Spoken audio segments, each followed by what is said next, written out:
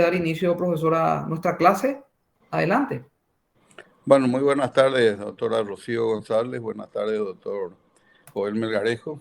Buenas tardes, alumnos. Hoy vamos a compartir entonces la lección 17ª, que trata sobre el procedimiento en segunda instancia y el procedimiento en tercera instancia. Se dan cuenta, en una sola lección vamos a tratar las dos instancias subsiguientes y las 16 anteriores correspondían exclusivamente al juicio de conocimiento ordinario en primera instancia. Bueno, ¿cómo llegamos a segunda instancia? Ya hemos hablado, ¿verdad?, de que llegamos a través de la interposición de los recursos que se llaman recursos de alzada, que son los recursos de apelación y recursos de nulidad. Esos dos recursos son los que nos permiten acceder a una instancia superior, en tanto y en cuanto la resolución que estamos impugnando permita la interposición de estos recursos, porque si no permite la interposición de estos recursos, no podemos desde luego proceder a la apertura de una segunda instancia. ¿Qué facultad tiene el tribunal? Ya dijimos también que para llegar a aquella instancia debíamos interponer el recurso ante el juez y que el juez debía conceder el recurso. Y ese recurso concedía o libremente o en relación, y concedía con efecto suspensivo o sin efecto suspensivo. O sea, esa es una decisión del juez, una decisión unilateral del juez, desde luego conforme con lo que la ley le impone. Y se puede equivocar y puede también no equivocarse. ¿Qué ocurre? Suponiendo que se trata la apelación de una sentencia, el juez está obligado a conceder el recurso libremente y con efecto suspensivo. Libremente ya dijimos que es aquel que determina un proceso mucho más amplio en segunda instancia, y con efecto suspensivo lo que hace es que esa resolución que está siendo impugnada, esa resolución de primera instancia, no se pueda cumplir, no queda firme, no se puede ejecutar. Bueno, entonces, una vez que el juez concedió y el expediente llegó ante la segunda instancia, ante la Secretaría del Tribunal, ya dijimos que eso era una obligación que tenía el secretario de primera instancia, el de llevar ante el Tribunal de Apelaciones. Y también dijimos que cuando el Tribunal de Apelaciones tiene una sede diferente al juzgado que emitió la sentencia que es impugnada, que tiene otro procedimiento que puede ser por correo o puede incluso entregarle al propio apelante para que entregue los autos principales ante el Tribunal de Apelación. Ahora, ¿qué sucede? El Tribunal de Apelación ya recibe el expediente y queremos saber si el tribunal está obligado por la forma y por el modo en que el juez concedió el recurso. O sea que si el juez le dijo tramite libremente, el tribunal está obligado a tramitarlo, ¿sí o no? Bueno, esa es la cuestión cuando dice facultad del tribunal para examinar la forma y la regla general. La regla general es que el tribunal no se encuentra obligado por la forma ni por el efecto con que fue concedido el recurso por el inferior. O sea, el tribunal tiene la más amplia facultad, ya sea de oficio o a petición de parte, para modificar la forma de concesión y el efecto también, que no está regulado la parte del efecto en la ley, ¿verdad? Y concederlo conforme a derecho. Esto significa que un juez se equivocó y concedió el recurso de apelación contra una sentencia en relación, por ejemplo. El Tribunal de Apelación dice, modifícase y concédase el recurso, tramítese el recurso libremente. Bueno, ¿cuáles son los casos entonces? Los casos que se pueden presentar es que se conceda y que el juez haya concedido en relación, o que concedió libremente, o que concedió con efecto suspensivo, o concedió sin efecto suspensivo. Y todo esto el tribunal puede modificar. No está obligado, repito, por la forma ni por los efectos con que concedió el recurso el inferior. Ahora bien, pueden existir varios apelantes. Puede apelar, vamos a suponer que se trate de una relación litis consorcial, es decir, que existe más de un actor y más de un demandado. Y vamos a suponer que todos apelan. Unos apelan la parte principal y otros apelan la parte accesoria. A eso se le conoce con el nombre de pluralidad de apelantes. Nuestro código establece que cuando son distintas las partes apelantes de la misma resolución, entonces sus recursos se sustanciarán por separado. Esto significa que el recurso que interpuso el actor se tramita por separado al que interpuso el otro, pero la resolución va a ser una sola. O sea, el hecho de que tramite por separado, yo les digo, no es que se abren expedientes por separado, sino que se tramitan por separado cada uno de estos recursos. Así, por ejemplo, puede decir, exprese agravio el apelante actor y después exprese agravio el apelante demandado. Y los plazos van a correr, desde luego, individualmente para cada cual. Ahora bien, ¿para qué le da la oportunidad de que exprese agravios? ¿Para qué le da? Porque es la primera providencia que dicta el presidente del tribunal. Exprese agravios el apelante. ¿Para qué? Para que él fundamente el recurso.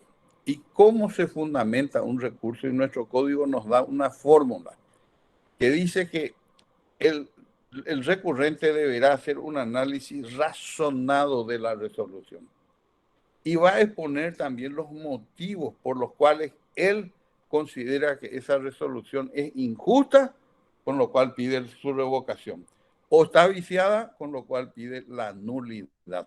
O sea que él tiene que expresar cuáles son los motivos por los cuales él considera que esa sentencia es injusta o está viciada. Porque si no cumple con ese requisito, entonces el recurso debe declararse desierto. Vamos a suponer que al llegar a segunda instancia el tribunal le da la oportunidad a la parte a expresar agravio y él comienza a agraviarle al juez que dictó la sentencia y no se refiere para nada a la resolución. Ese recurso no está fundamentado, no está legalmente fundamentado, ni tampoco cumple con los requisitos procesales para considerar como que existe un agravio. Entonces el tribunal está obligado a declarar desierto el recurso.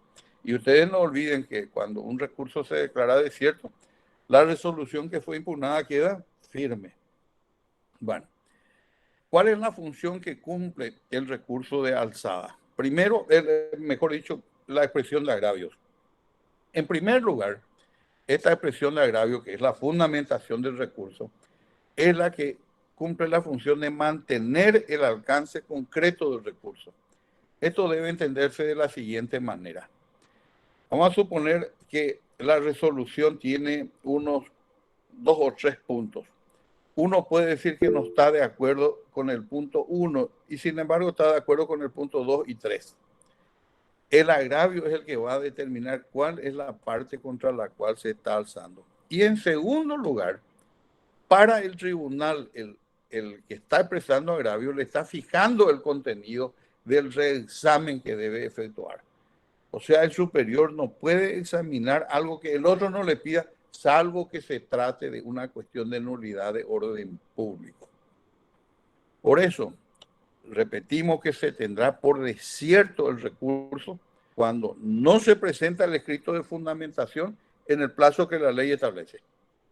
Se declara desierto. También cuando no se ha fundamentado el recurso en la forma que está señalada en el artículo 419 del Código Procesal, que es el artículo que se refiere justamente a aquello de realizar un análisis razonado de la resolución y la exposición de los motivos por los cuales él considera injusta o viciada esa resolución.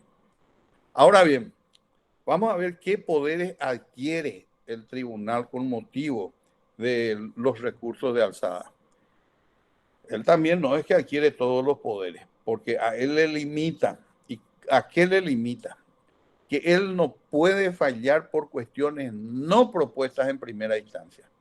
O sea, cuestiones que no fueron controvertidas en primera instancia no pueden ser controvertidas en segunda. El tribunal no tiene competencia para eso.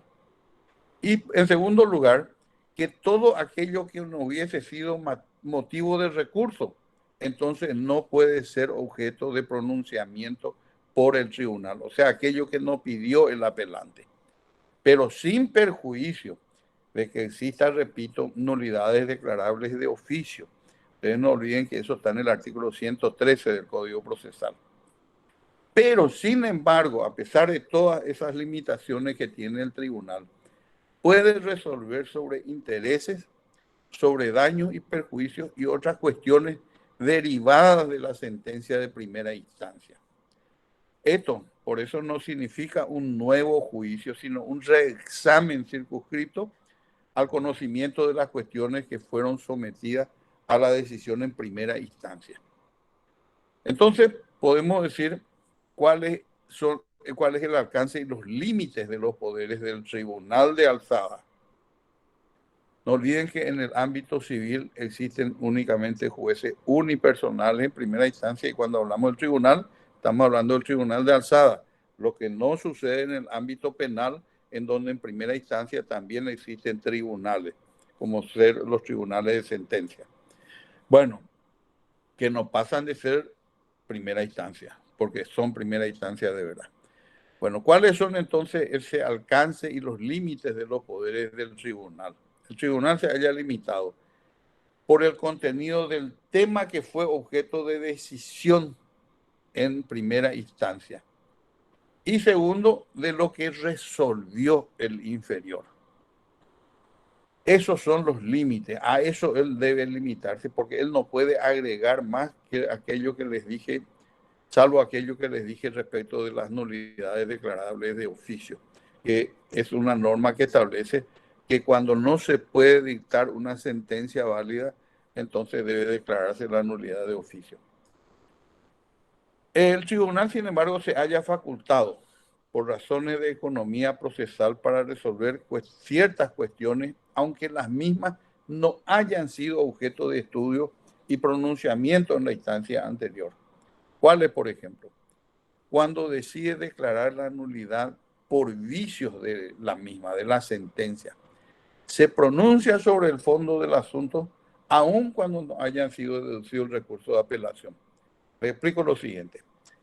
Resulta que anteriormente, cuando se resolvía un recurso de nulidad y se hacía lugar al recurso, lo que el tribunal hacía era reenviar el expediente a primera instancia para que el juez que sigue en orden de turno sea el que dicte la resolución, y se le priva ya de la competencia al juez cuya resolución fue anulada.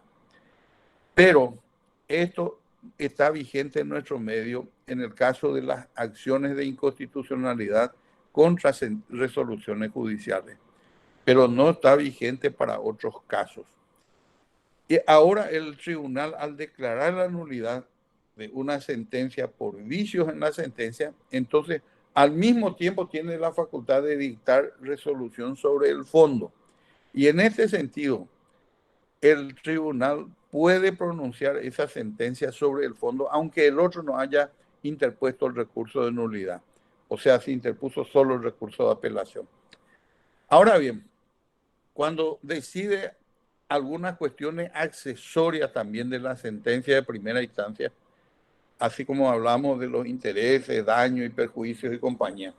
Y en tercer lugar, cuando la resolución de primera instancia omitió decidir algunas cuestiones que fueron articuladas por las partes, aunque no se haya pedido aclaratoria, siempre que en la expresión de agravio se solicite. ¿Y esto por qué? Esto es por aplicación del principio de razonabilidad, que no porque haya omitido pedir una aclaratoria previa, él ya no tenga la oportunidad de poder subsanar esa omisión en segunda instancia. Ahora, ¿cuál es la forma entonces de fundamentar un recurso de alzada?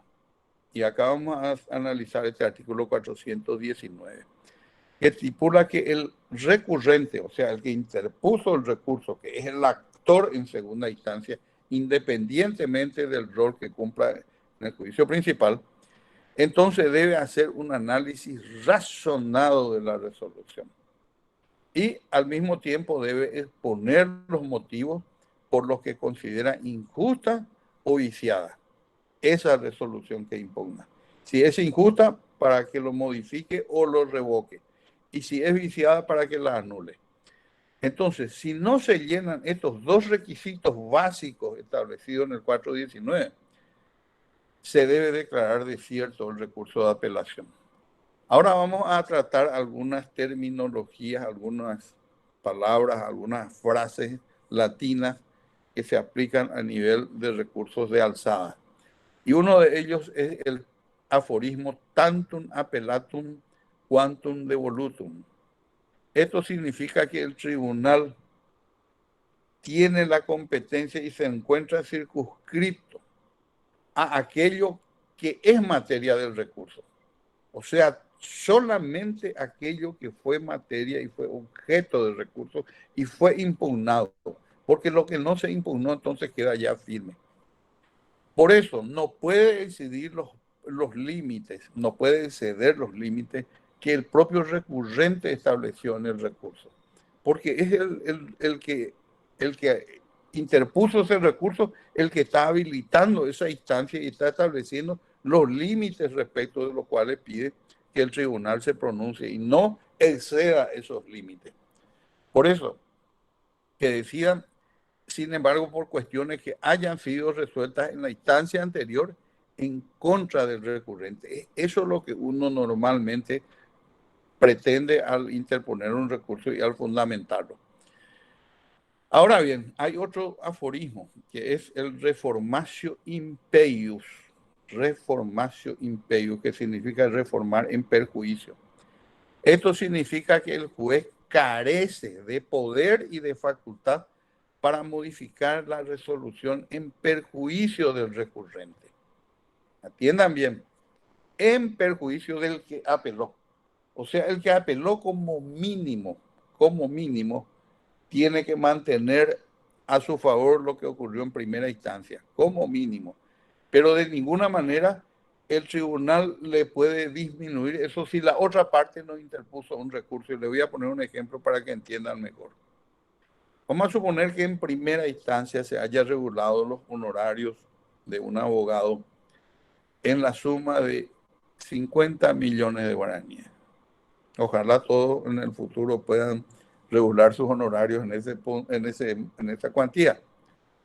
Bueno, reguló 50 millones y él no estuvo de acuerdo.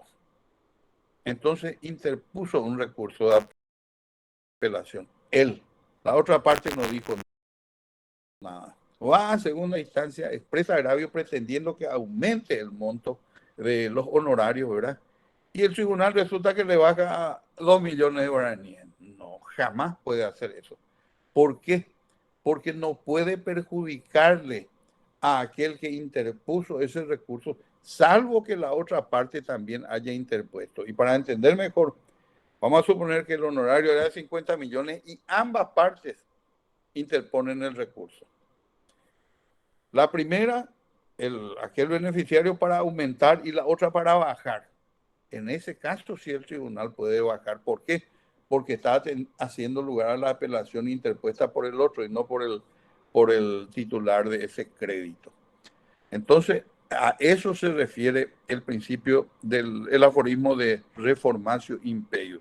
No puede introducir ninguna reforma en perjuicio del que no estaba de acuerdo ya con aquella resolución, si es que la otra parte tampoco interpuso el recurso de apelación. Ahora vamos a ver qué se necesita, porque no tenemos que olvidarnos que el Tribunal de Apelaciones es un órgano colegiado, vale decir, está integrado por una cantidad impar mayor a 1, o sea, puede ser 3, 5, 7, 9. Bueno, entonces, ¿cómo se resuelven? Porque ustedes saben que no es fácil que 3 personas se pongan de acuerdo, ¿verdad? Entonces, existen 3 formas, ¿verdad? La primera forma es que exista unanimidad, quiere decir que los 3 están de acuerdo en la opinión sobre cuál es el sentido del fallo de segunda instancia. Lo segundo es de mayoría absoluta, que significa que las 2 terceras partes están de acuerdo. Significa que 2 de los conjueces están de acuerdo y 1 en desacuerdo. Lo mismo, ahí hay resolución porque hay una mayoría absoluta. El otro era unanimidad. Pero también se puede dar el caso también de que se dé lo que se llama una discordia, ¿verdad? En el que los tres no están de acuerdo. Pero todo eso vamos a ir hablando en su oportunidad. Entonces, la unanimidad de los tres y la mayoría absoluta, 2/3 de votos. Y ahí se tiene la posibilidad de que exista un pronunciamiento en segunda instancia. Ahora bien, vamos a suponer que por cuestiones de recusación o por algún impedimento o por ausencia de uno de los miembros del colegiado o de dos o de los tres miembros, entonces ellos se inhiben, entonces el presidente del tribunal procede a integrar automáticamente ese tribunal porque siempre tiene que estar conformado por tres conjueces. Conjueces se le llaman a los camaristas o miembros del tribunal de apelación porque son conjueces todos. En primer lugar, entonces, el presidente del tribunal debe integrarlo con el presidente o con el vicepresidente o el vocal de la sala que le sigue en orden de turno. Vamos a suponer que le estamos recusando a un miembro del Tribunal de Apelaciones de la segunda sala. Entonces el presidente de esa sala inmediatamente procede a integrar con el presidente de la tercera sala. Pero una vez que él integró, ya el siguiente va a ser con el vice. Y si este integró también en una sucesiva oportunidad, ya va a ser con el vocal y así sucesivamente. Ahora bien, por eso se dice que designado un miembro de otra sala no podrá nuevamente serlo antes de que los otros miembros del mismo tribunal sean designados. Ahora bien, si no pudiese lograrse esa integración dentro del ámbito civil y comercial, entonces nuestro código estipula que debe integrarse con los miembros del tribunal de menores, dice, que hoy se llama de la niñez y adolescencia. Y si con ellos tampoco puede integrarse, tiene que pasar con los de lo laboral. Y por último, con el de lo criminal, en ese orden. Si aún así no se puede obtener la integración del tribunal, entonces el tribunal se va a integrar con jueces de primera instancia, del fuero civil, por supuesto, y sucesivamente, si no en el mismo orden que habíamos consignado. O sea, primero de la niñez, después de lo laboral y por último de lo criminal. Ahora bien, vamos a ver lo que se entiende por disidencia y por discordia. Entiendan bien, disidencia y discordia. La disidencia significa que no existe unanimidad simplemente, pero hay mayoría absoluta y se resuelve por una simple mayoría. Uno no está de acuerdo, pero dos sí están de acuerdo, entonces hay fallo. Pero el problema se presenta cuando hay discordia. Discordia es pelea. Significa que los tres no están de acuerdo. Y ustedes me dirán, pero ¿cómo es posible que los tres no estén de acuerdo en el sentido del fallo?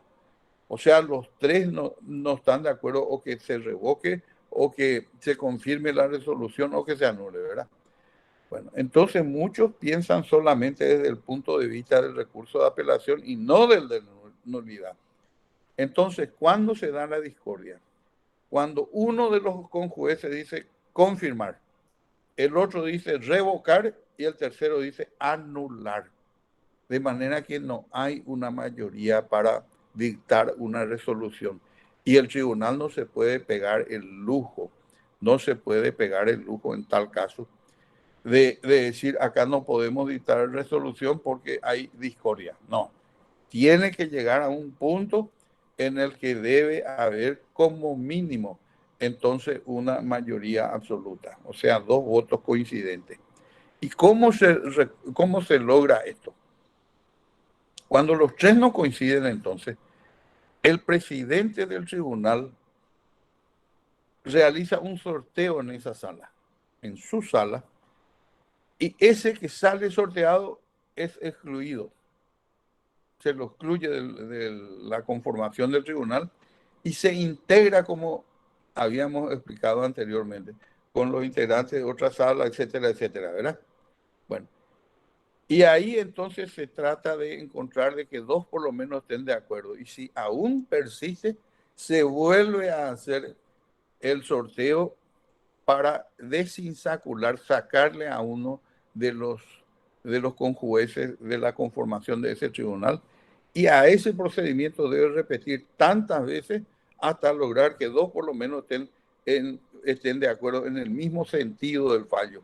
No en la misma fundamentación, sino en el mismo sentido. Porque yo puedo creer que esto se debe confirmar por estos motivos, y otro colega dice que se debe confirmar, pero por estos otros motivos. Pero los dos estamos coincidiendo en cuanto al sentido del fallo, que es la conformidad que se requiere para que exista una decisión en segunda instancia. Ahora bien, ustedes se dan cuenta que en primera instancia no existe ningún problema con el expediente, porque el juez es el dueño y señor de ese ámbito, ¿verdad? Pero en segunda instancia están tres, y los tres son colegas. Los tres tienen las mismas potestades y compañía. Uno circunstancialmente es presidente, otro es vice y vocal, pero eso va cambiando durante el curso de los años. Bueno, entonces, como los tres están en lo mismo, lo que se pretende es que cada uno de ellos se instruya personalmente del contenido de los expedientes. Y ustedes ya advirtieron que cuando estudiamos la parte del plazo que tiene un tribunal para dictar una sentencia es de 60 días, se supone que cada uno de los miembros puede instruirse personalmente durante 20 días cada uno, de tal modo que el plazo para que cada cual tenga en su poder sea igual al del otro, de los demás, ¿verdad? Y eso es lo que se llama estudio del expediente. Después de estudiar el expediente se procede a lo que se llama con el nombre de acuerdo, porque no olviden que la resolución que emite el Tribunal de Apelación es una sentencia, pero no se llama sentencia, sino acuerdo y sentencia, lo cual significa que primero se pusieron de acuerdo en el sentido del fallo los conjueces y emitieron la sentencia.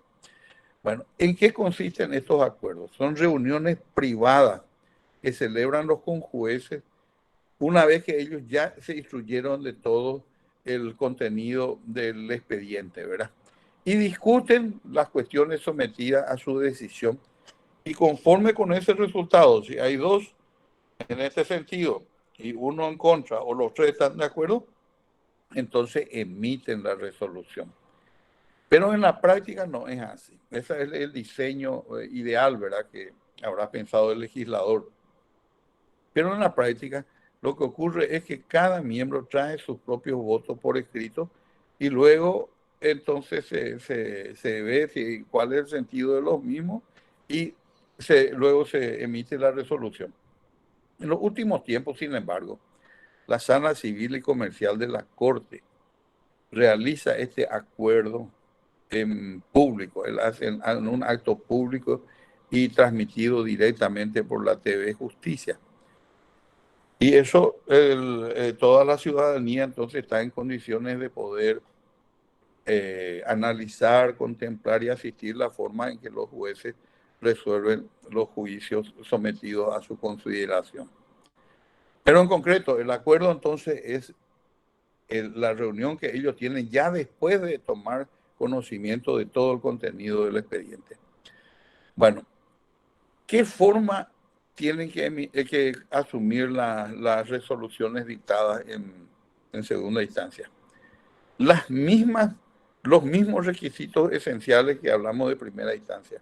O sea, todas las resoluciones de todos los grados tienen que tener lugar, fecha, firma, en este caso de los conjueces de los tres, pero a veces solo del presidente, y siempre también la del secretario.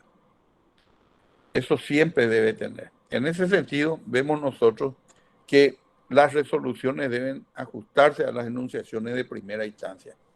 Pero hay alguna variación. Por ejemplo, en la providencia, la dicta y la firma solo el presidente con el secretario de la sala.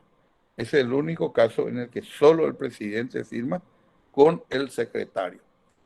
Una de ellas es la de providencia de expresa agravio del apelante o auto, como le llaman en la Corte, o como se lo llaman en el Tribunal de Apelación, autos, cuando se trata de un recurso concedido en relación.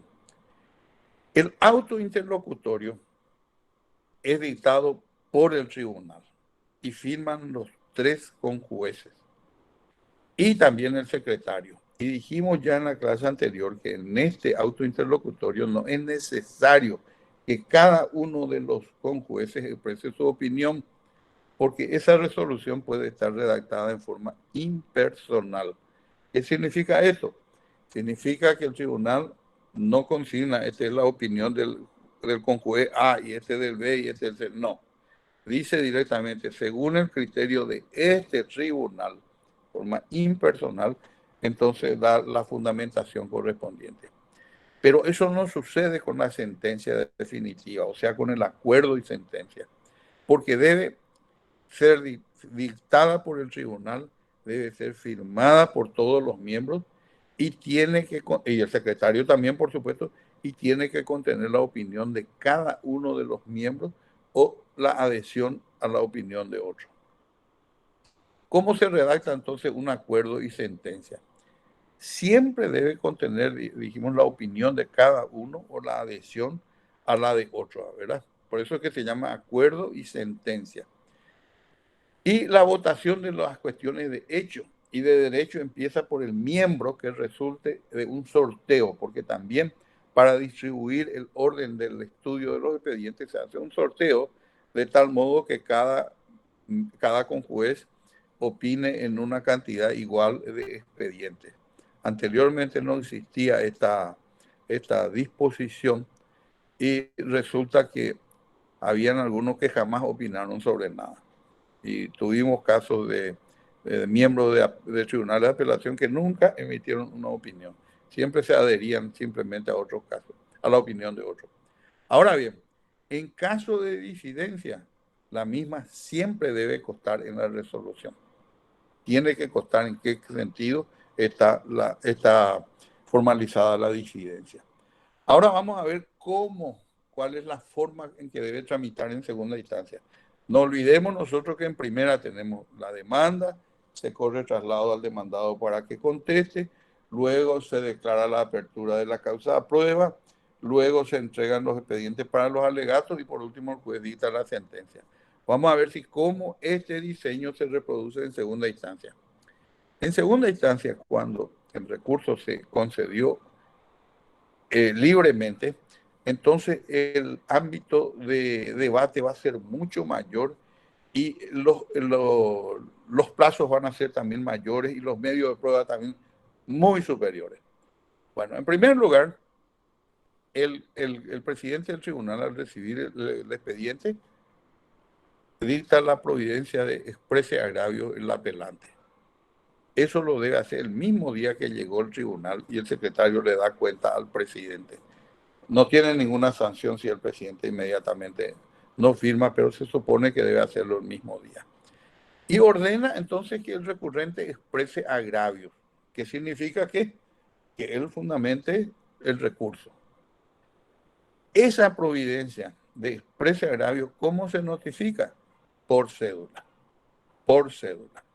¿A quién se le notifica? Se le notifica al apelante, por supuesto, porque es él el que debe interponer, el que debe fundamentar. ¿Cuánto tiempo tiene él para presentar su escrito de expresión de agravio o de fundamentación del recurso? Tiene un plazo de 18 días a partir de la notificación de la providencia de exprese agravio. Y eso, repito que él tiene 18 días hábiles. De manera que cuando se le notifica al apelante de la providencia de exprese agravio, él desde el día siguiente debe computar los 18 días para presentar ese escrito. Ahora bien, suponiendo que él presentó el escrito, porque si presentó extemporáneamente ya dijimos cuál es la sanción. Se declara desierto el recurso, ¿verdad? Pero vamos a suponer que se presentó el escrito en tiempo y en forma. Entonces el presidente del tribunal dicta otra providencia por la cual ordena correr traslado de ese escrito a la otra parte. ¿Y por qué plazo? ¿Por qué plazo le corre traslado? El mismo plazo que tuvo el otro para expresar agravio, 18 días hábiles. Lógicamente, si acá no sucede el mismo fenómeno que si en esos 18 días no presenta el escrito de contestación, lo mismo la instancia continúa su curso. ¿Por qué? Porque para declarar desierto lo que se necesita es que el apelante no haya presentado su escrito dentro de ese plazo.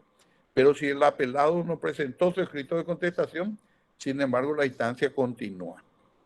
Ahora bien, vamos a ver entonces cuáles son los casos en que se declara desierto el recurso. Cuando no expresa, vamos a rememorar lo que ya dijimos, cuando no expresa agravio en el plazo establecido y cuando no fundamentó el recurso en los términos previstos en el 419, que decía hacer un análisis razonado de la resolución y al mismo tiempo expresar los motivos por los cuales considera que la misma está viciada o es injusta.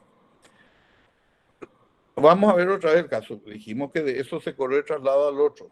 Si el otro no contestó en los 18 días, no puede contestarlo en adelante. Pierde esas chances, pero el juicio prosigue lo mismo.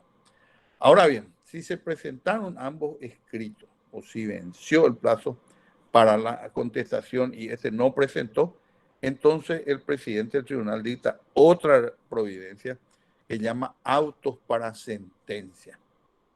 Esta providencia de autos para sentencia se notifica a las partes por automática. O sea, no hace falta ninguna notificación por cédula. Desde ese momento, igual que en primera instancia, cuando dijimos que se notifican de la providencia de auto para sentencia, queda cerrada toda la discusión y en esa segunda instancia ya no se puede producir ni siquiera prueba. Vamos a ver que se puede producir pruebas en otras circunstancias, pero una vez que se llama auto para sentencia ya no. Salvo que el juez disponga alguna medida para mejor proveer, que ustedes ya saben que están en el artículo 18 y saben también que en Chile le llaman medidas para mejor resolver. Ahora bien, ¿en qué plazo el tribunal debe emitir el acuerdo y sentencia? En un juicio ordinario tiene el plazo de 60 días para emitir el acuerdo y sentencia. Y si se trata de un juicio sumario, tiene 30 días. Ahora bien, vamos a suponer que existan escritos o documentos que se quieren agregar en segunda instancia. Entonces, nosotros tenemos que, con el escrito de expresión de agravio y de contestación, o a más tardar, antes de notificarse de la providencia de autos para sentencia, entonces puede darse el caso en que exista una necesidad de agregar documentos. ¿Y cuáles son esos documentos que pueden presentar? Primero, documentos de fecha posterior a la providencia de autos para sentencia de primera instancia. No olviden que en primera instancia se editó auto para sentencia y suponiendo que después vino un documento, ese ya no se pudo agregar en primera instancia, pero sí en segunda. Y en segundo lugar, cuando se tratan de documentos anteriores también, respecto de los cuales el que pretende presentar afirma que no ha tenido conocimiento antes de la existencia de esos documentos.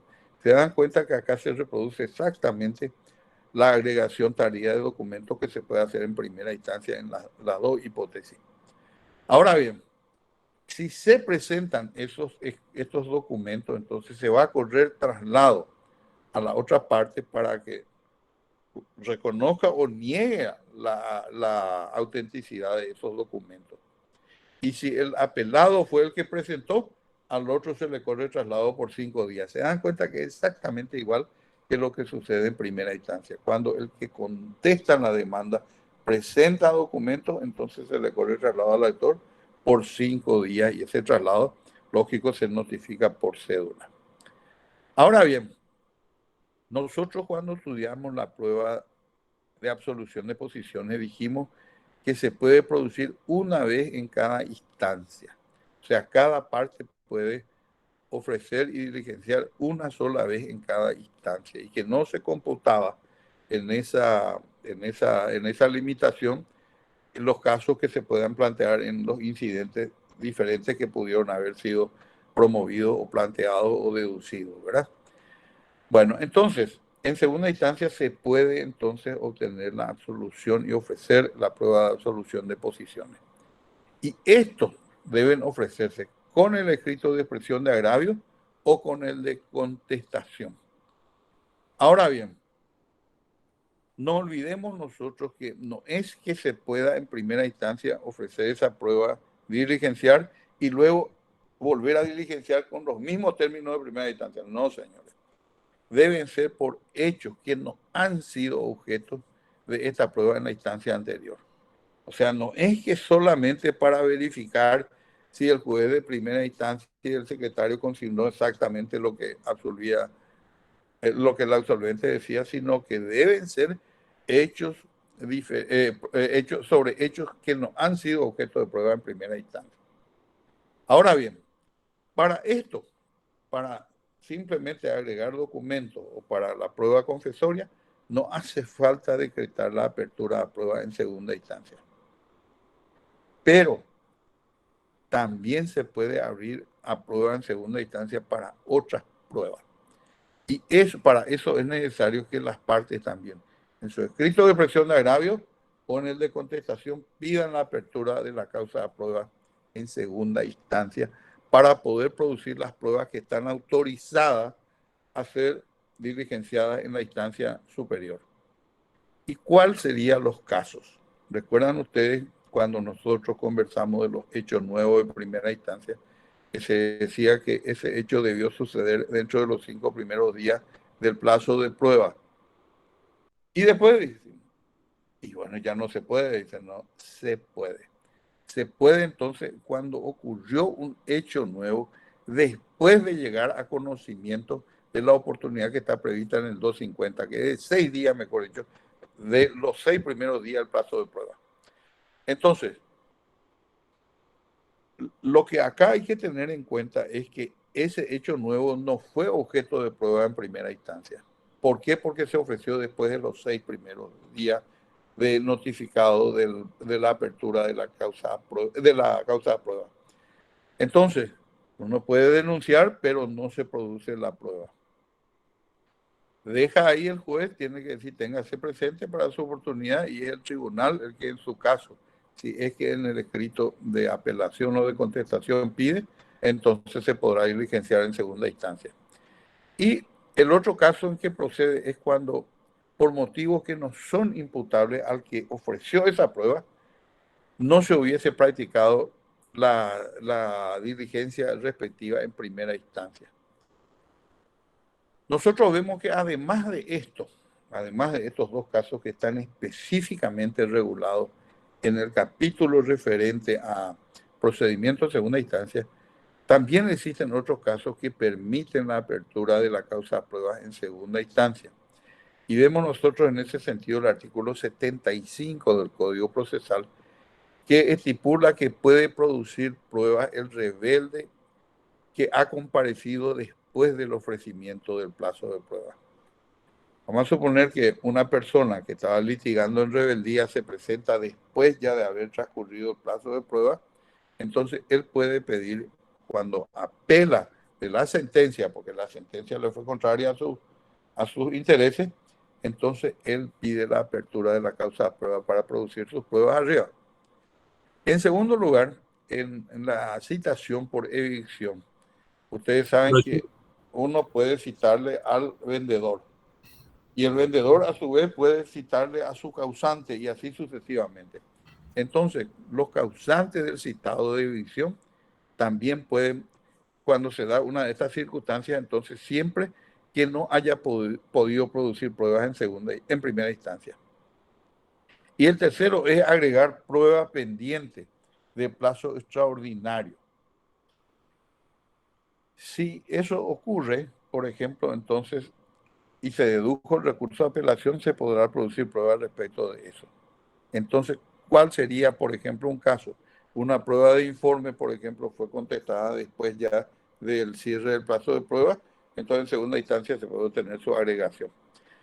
Ahora bien, dentro del sistema procesal también está establecido que se puede abrir a prueba en los casos de incidentes planteado durante la prueba en los juicios de menor cuantía, en 2 casos. Pero estos 2 casos, señores, han sido derogados por la ley que derogó la justicia de menor cuantía y determinó que la segunda instancia para un juicio que tramita ante un juzgado de paz ya no es el Tribunal de Apelaciones, sino que es el juez de primera instancia en lo civil y comercial. Ahora, ¿qué medios probatorios pueden ser utilizados en segunda instancia? ¿Y con qué formalidad se puede diligenciar? En cuanto a los medios de las formalidades, vemos nosotros que regirán las mismas disposiciones establecidas para primera instancia. Incluso se habla de la posibilidad de presentar escritos de conclusión o alegatos, y en la práctica nunca ocurre esto. Pero está modificado este diligenciamiento de pruebas en lo siguiente. Cuando se tratan de pruebas que se van a realizar en audiencia, entonces esa audiencia va a dirigir el presidente. Porque si los 3 dirigen, ustedes saben que aquel principio que dice eso significa que el que debe dirigir esa audiencia de prueba debe ser el presidente del tribunal. Y los demás miembros, sin embargo, pueden tener alguna intervención, pero no la dirección de la audiencia. Y en segundo lugar, si la diligencia de prueba se debe producir fuera de la sede del tribunal, entonces se trasladará ahí el presidente o el miembro que el tribunal designe. Ustedes ven, por ejemplo, que esto no es una prueba, pero es una diligencia que debe cumplir el tribunal. Es, por ejemplo, la inspección de las notarías que debe realizar el tribunal en pleno o el presidente o el miembro que es designado por él para ir a realizar la inspección de las notarías, para ver si los protocolos son llevados en forma. Ahora bien, queremos saber si los conjueces de los tribunales de apelación pueden o no ser recusados, imaginando que algunos de ellos se encuentran incursos en las causales previstas en el artículo 20 del Código Procesal Civil. Y sí pueden ser recusados con y sin expresión de causa también. Pero acá hay una limitación diferente a primera instancia. No olviden que en primera instancia debe presentar su recusación en el primer escrito.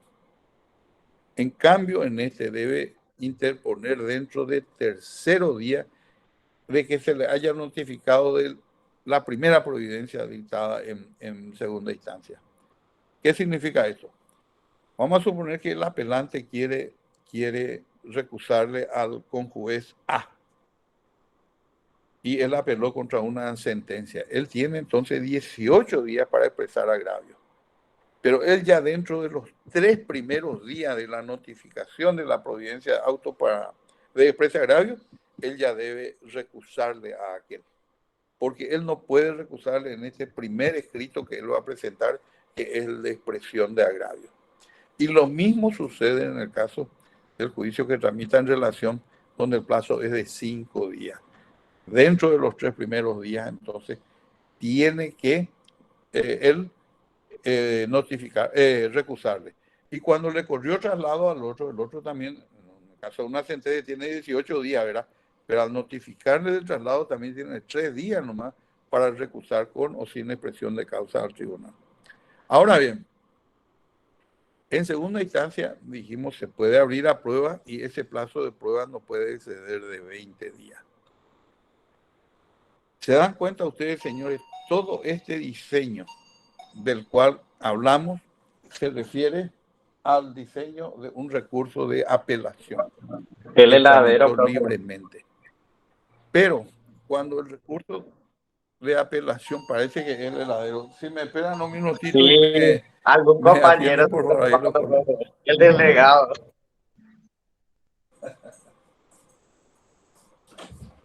¿Qué hay? Malena que está estudiando clases. Perdón. Yo estoy dando clases.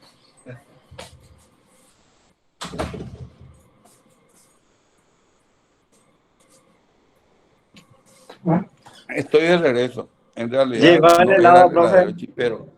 Chipero De... era. Bueno, vamos a Se compartir después manejamos porque es nosotros culpa de... recién. Bueno, ahora bien, vamos a suponer que se trate de un auto interlocutorio, la resolución que se impugna o una providencia que causa gravamen irreparable. Entonces dijimos que el modo en que se va a sustanciar arriba no es igual que cuando se apela de una sentencia que se concede libremente. Acá se concede en relación, en relación.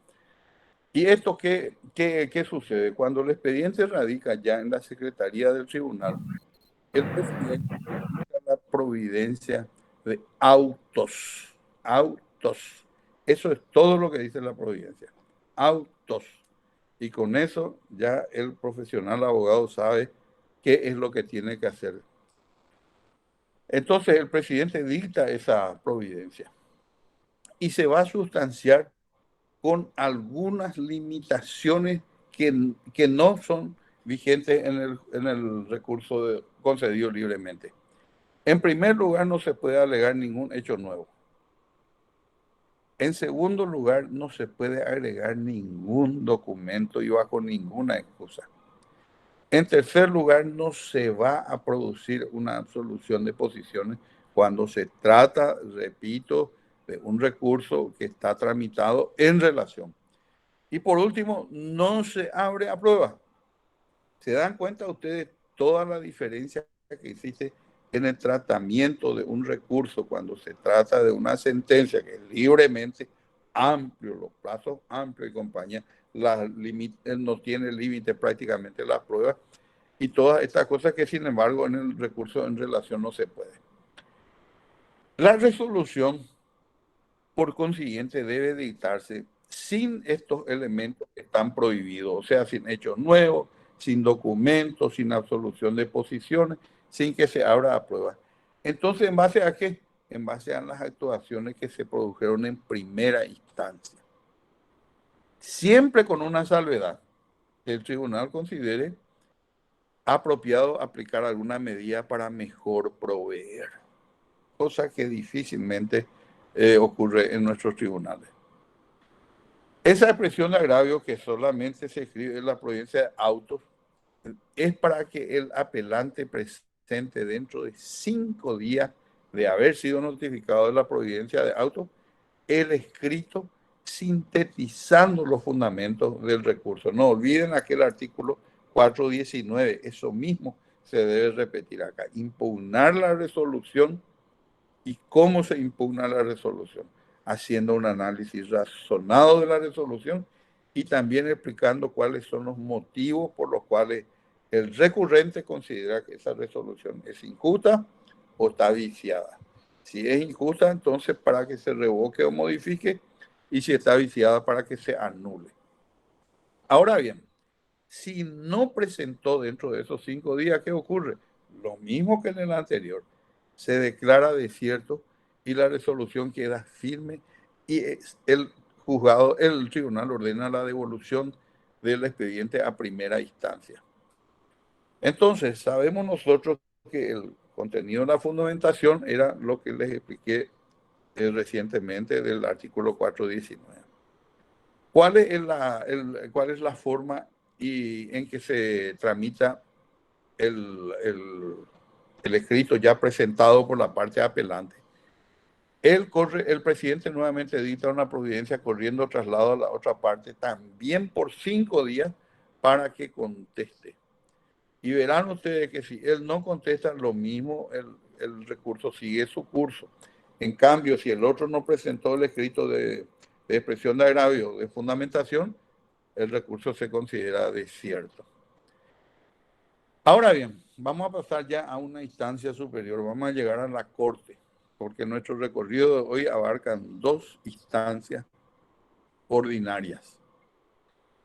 En este procedimiento de tercera instancia se aplican todo lo que hablamos que se aplica en segunda instancia. Hay recursos que se conceden libremente, otros en relación, y vamos a ver que hay pequeñas variantes simplemente. Ahora, hay algunas circunstancias que son propias de la Corte y no de los tribunales de apelación. no siempre de los tribunales de apelación. ¿Cuál es esta? Es la primera? La de constituir un domicilio en Asunción cuando la resolución recurrida fuere de una circunscripción judicial del interior. O sea, que por ejemplo se está planteando un recurso de apelación y nulidad contra un acuerdo y sentencia emitido por el Tribunal de Apelación de Alto Paraná o de Itapúa o del Guairá o de Caazapá o de Misiones o de Concepción, etcétera.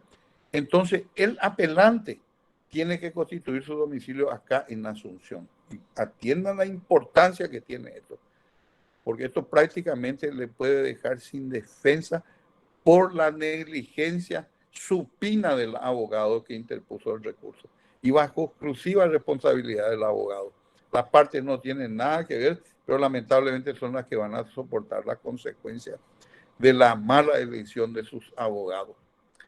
Entonces, el que interpone el recurso, al interponer el recurso ya en ese escrito, debe constituir un domicilio acá en Asunción.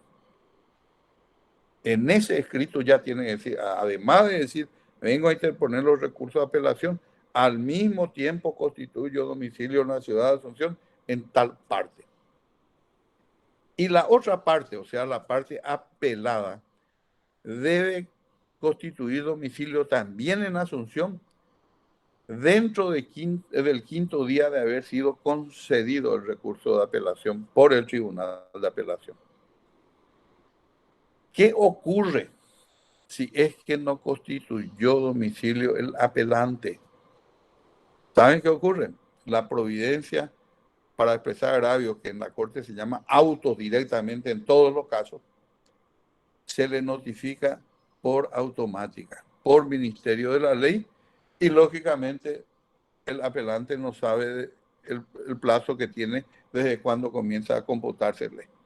Y muchos abogados han incurrido en este gravísimo error, repito, que determinaron de que los recursos fueran declarados desiertos por falta de una fundamentación dentro del plazo y habiendo sido notificada esa providencia de autos por automática, por mandato de lo establecido en el Código Procesal Civil. Ahora vamos a ver cómo normalmente tramita. El presidente de la Corte Suprema de Justicia de la Sala Civil, estamos hablando. Sí, sí.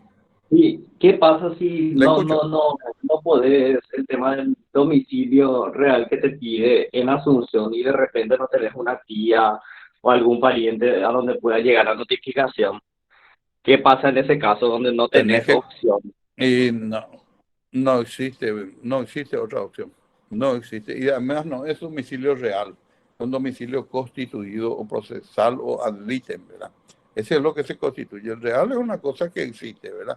Una cosa que existe en el plano de la realidad donde uno vive. Pero si tiene la obligación de constituir, y algunos constituyen en la Secretaría del Palacio de Justicia, lo cual es igual, de que él tiene que venir a la Secretaría en tal caso a ver si se notificó o no. Por eso les digo, nunca dejen de constituir domicilio. Por eso hay que tener siempre dentro del ejercicio de la profesión una relación con colegas de otras circunscripciones judiciales y ellos con los de la capital, ¿verdad? Para poder constituir domicilio. De manera que acá en mi oficina, más de un profesional del interior constituye su domicilio. Y cuando llega la cédula, lo primero que hago es retransmitirle por vía WhatsApp o por teléfono, o por lo menos le hago llegar de alguna manera de que llegó la cédula de notificación. Pero, repito, usted no puede decir, no, yo no constituí porque no tengo un familiar. El código establece claramente que al promover la demanda, el abogado tiene que constituir un domicilio. Y tiene que constituir en el lugar donde tiene su sede el juzgado, ¿verdad? Usted ahí tampoco puede decir, no, yo ahí no tengo ningún pariente, ningún familiar y yo vivo en el exterior. Por eso les repito, esa posibilidad no tienen que manejar. Siempre tienen que constituir domicilio. Y esto ocurre acá, muy cerca, acá en el departamento central, por ejemplo. El tribunal está en San Lorenzo. Y cuando se apela de una resolución dictada en Ñebú, en San Antonio, en Lambaré, en Luque, en Fernando de la Mora, en Mariano Roque Alonso, en Limpio, en todos estos lugares cuando se apela y se va ante el tribunal de San Lorenzo, ellos tienen que tener constituido un domicilio allá, en San Lorenzo. Y si no lo hacen, entonces se notifica por automática todas las resoluciones. De manera que mucho cuidado con esto. Y este es una cuestión que el abogado no puede decir yo no sabía. Bueno, el presidente de la Sala Civil y Comercial de la Corte, repito, dicta la providencia de autos y esa providencia se notifica por cédula. Salvo el caso que no haya constituido el domicilio y se le notifica directamente por automática. Ahora bien, ante la Corte nunca se abre la causa a prueba ni tampoco se pueden alegar hechos nuevos. Alguna vez cuando nos enseñaban a nosotros derecho procesal civil y especialmente el proceso civil y el proceso de conocimiento ordinario, nos hacían una especie de pirámide donde la base era el procedimiento del juicio ordinario. La mitad aproximadamente es tribunal de apelación, segunda instancia, y el vértice, la corte. ¿Qué significaba esto? Que en primera instancia esa base es amplia para la prueba, pero no tan exigente en cuanto al derecho, porque no termina ahí el asunto. ¿Se dan cuenta? El diseño adecuado con que nos enseñaban. Entonces, el espacio de pruebas amplio, pero el espacio de conocimiento de decisión del derecho no tanto. Al subir, disminuye el plazo que se le concede para la producción de pruebas, pero aumenta el análisis del aspecto jurídico. Y al llegar a la Corte, nada de prueba y ya exclusivamente el análisis desde el punto de vista jurídico. ¿Entendieron bien esto, verdad? Bueno, o nos están escuchando o no está bien entendido, profe. ¿Cómo? Se entiende, profe. Ah, bueno, perfectamente. Sí, bueno, profe. Entonces, vemos nosotros que ese escrito que se presenta bajo la providencia de autos, se llama también memorial. Y ese tiene un tratamiento diferente cuando se trata no ya de libremente y de relación. Acá ya no tiene nada que ver si es libremente o en relación, sino que ya nuestro código dice, si lo que se apeló es un acuerdo y sentencia, se tiene 9 días para expresar agravio. Y si se trata de auto interlocutorio, el plazo es de 5 días. Siempre, por supuesto, a partir del día siguiente de la notificación, ¿verdad? Ahora bien, ¿cuándo se declara desierto? Cuando el recurso se interpuso contra una sentencia y no se lo fundamentó en 9 días. O cuando se interpuso el recurso contra un interlocutorio y no se lo fundamentó dentro de los 5 días. Esa resolución queda firme y se declara desierto el recurso y se ordena la devolución del expediente. El traslado que se corre, según sea una sentencia o un auto interlocutorio, es de 9 días o de 5 días también. Si no contesta el apelado, entonces lo mismo, la instancia sigue su curso. ¿Por qué? Porque quien abrió la instancia fue el apelante y no el apelado. Se dan cuenta que acá se reproduce exactamente, acá y en segunda instancia también, lo que ocurre en primera instancia. Si el demandado no contestó, bueno, no contestó, perdió una chance, pero no por eso el juicio concluye. Ahora bien, ese traslado que ordena el presidente del tribunal, de la Corte, correr a la otra parte, también se notifica por cédula. Y la falta de contestación, dijimos que no produce ningún efecto ni pierde el derecho y solamente pierde el derecho para hacerlo después, ¿verdad? Bueno, con esto concluimos, señores, este viaje imaginario de 2 instancias que hicimos hoy y estoy a la disposición de ustedes para cualquier tipo de consulta. que gustoso le voy a responder. Doctor, ¿qué tal? Perdón, adelante Martín. Sí, doctor, con respecto nomás al examen parcial, ¿cuándo más o menos van a estar los puntajes? Yo creo que para mañana o pasado ya va a estar. Dale, doctor, muchas Ustedes gracias. no olviden, señores, que el puntaje es máximo es de 20 puntos en el parcial. Por eso es que la sumatoria del primer parcial con el segundo puede llegar hasta 40 puntos, ¿verdad? Y luego se le puede asignar 10 puntos por escolaridad y compañía y otros 10 puntos por otro motivo. Y por eso el que más puntaje lleva puede llegar hasta 60 puntos, ¿no? Y nosotros aclaramos bien en el pliego de preguntas, de propuestas que le hicimos, que la respuesta correcta de cada ítem equivale a 1 punto. De manera que el máximo puede ser 20 puntos. Profesor, disculpe, antes Señor. de que Rubén Soji haga la pregunta, la planilla se va a presentar a dirección académica. Claro, nosotros no vamos a claro. entregar a alumno, delegado o persona alguna. Entonces, allí van a tener a disposición, vamos a comunicar a los delegados cuando enviamos el correo, entonces cada uno ya gestiona la carga en dirección académica y ahí verifica. ¿Es así, profesor? Así mismo, así mismo. No, Excelente, ellos saben doctor. perfectamente. Muchas gracias. Ellos ya casi son abogados. Casi son abogados. Profesor, Le en un escucho, plazo de prueba, cuando una persona no compadece al juicio porque salió del país por motivos estratégicos de la defensa, desaparecer, que continúe el juicio. Usted dice que terminado el plazo de prueba, por más que no esté presente el demandado, ¿se puede abrir otra vez el juicio o entendí mal? ¿Usted me habla de segunda instancia o me está hablando En la de segunda primera? instancia, en la segunda instancia. No, en segunda instancia son pruebas que no se pudieron diligenciar por culpas no imputables al oferente de la prueba. Ya sea por culpa del juez, ya sea por culpa de una huelga, ya sea por esto, o por lo otro que se cerró el plazo de prueba y que entonces puede él, porque si él demostró interés, por eso siempre el que no demuestra interés no tiene derecho a producir pruebas. Gracias, profe. Bueno, parece que con esto vamos a dar por concluida la clase de hoy. El próximo lunes no nos esperen, nosotros tampoco los esperamos a ustedes porque es feriado, ¿verdad? Y si Dios y la Virgen lo permiten, el próximo miércoles volveremos a encontrarnos, ¿eh? Buenas tardes. Y la chipa, profe.